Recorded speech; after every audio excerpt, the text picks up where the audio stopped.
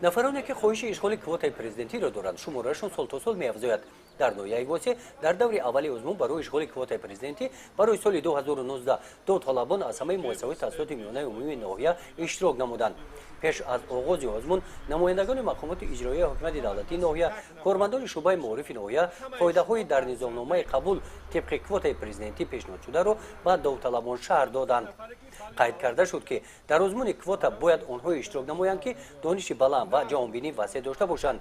ин аз он шаҳодат медиҳад ки даврҳои якум ва дуюми озмун бояд шаффоф сурат гирифта беҳтаринҳо ва муассисаҳои олии кишвар дохил шаванд.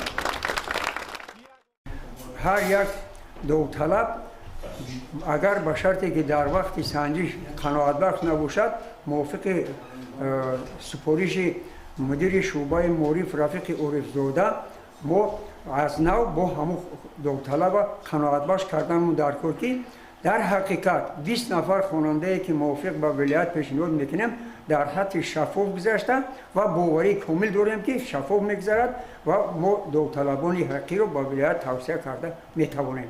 барои баргузории даври аввали озмун барои ишғоли квотаи президентӣ ки дар муассисаи таҳсилоти миёнаи умумии рақами 10 маркази ноҳия доир карда шуд ҳамаи шароитҳои мусоид фароҳам оварда шуданд. озмун 1 соат идома ёфта ғолибон муайян карда мешаванд.